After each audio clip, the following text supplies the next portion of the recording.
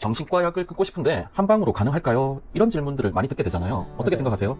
특히 항우울제, 네. 수면제, 네. 항불안제 몇 년 동안 복용하시다 오시는 분들 약을 좀 줄이고 싶어 하거나 약 없이 살아보고 싶은 분들이 많은데요. 그런 경우 약을 끊기 위해서 어떻게 하면 조금 더 효과적으로 할 수 있는지 설명 부탁드립니다. 네. 저 같은 경우도 요새 주변을 보면은 꼭 환자로 오시는 분들이 뿐만 아니라 정신과 약을 복용하시는 분들이 정말 많이 늘어났어요. 정말 많으신데요. 환자분들 중에도 당연히 이런 고민으로 방문하시는 분들 점점 많아지고 있습니다. 오랜 기간 약을 복용해 오셨던 분들이 어느 순간부터 이게 정말 과연 나한테 진짜 맞는 치료 방식인가, 아까 원장님 말씀하신 그런 케이스들인데요. 고민을 많이 하게 되세요. 처음에는 우울감이나 불안, 불면 이런 증상들이 너무 심하니까 급하니까 당장 약의 도움을 받으셨는데 약이 금방 끝날 줄 알았는데 안 끝나고 계속 오히려 늘어나고, 그러다 보니까 부작용도 점점 생기고 약이 없으면 일상생활이 안 될까봐 막 엄청 불안해지고 이런 상황이 이제 생기시거든요. 그러니까 피로감이나 무기력, 집중력 저하 같은 이런 2차적인 고통들이 쌓여가기도 하고요.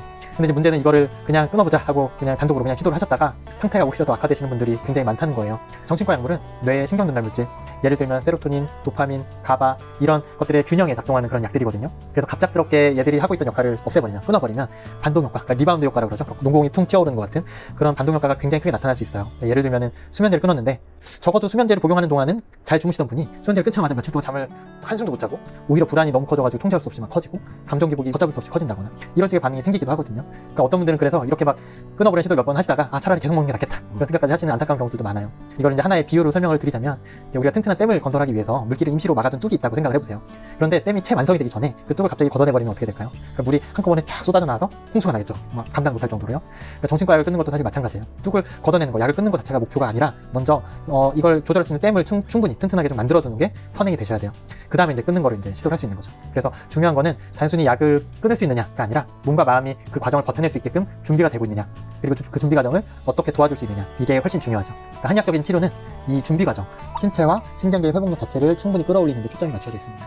그럼 구체적으로 한의학에서는 이 정신과 약들, 이제 정신과 약을 줄이는 감약 과정을 어떻게 도와줄 수 있는지, 환자 입장에서 보면 단순한 보조 치료 이상을 기대하시는 분들도 많거든요. 여기에 대해서도 설명 좀 해주시면 좋을 것 같습니다. 네, 맞습니다. 근데 한의학적인 치료 목표에서 이제 중요한 거는 증상 억제가 아니라 회복 기반 자체를 다시 세우는 거잖아요. 정신적인 안정뿐만 아니라 수면, 소화, 면역, 체력 이런 전신적인 균형을 회복시키면서 뇌와 신경계가 스스로를 안정 유지할 수 있도록 돕는 거죠. 그러니까 한약은 단순히 진정작용을 하는 게 아니라 몸 안에 자율신경계 조절력을 회복시키는 처방이 많아요. 예를 들어서 스트레스로 인한 불면, 위장장애, 두통 같은 증상을 동시에 겪는 분들에게는 전신 컨디션 개선 관점에서 기혈순환을 도와주는 약제를 스트레스 병리인 이제 감기울열을 푸는 약제들하고 같이 쓰게 되고요.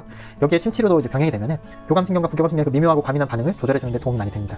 그러면 이제 심리적인 불안을 가라앉히고 몸이 이완될 수 있는 조건이 만들어지는 거죠. 그래서 단순히 편안해지는 걸 넘어서 뇌와 자율신경이 과민 반응을 멈출 수 있도록 훈련하는 그런 과정이라고 볼 수가 있습니다. 한약 처방은 전형적인 불면, 불안 그런 증상들 외에도 장기간 약물 복용으로 인해서 생긴 피로감이라든지 무기력감, 감정 둔감함, 감정을 잘 못 느끼시는 거죠. 그리고 심지어 성기능 저하 이런 부작용들까지 완화해주는 방향으로 조제가 되기도 합니다.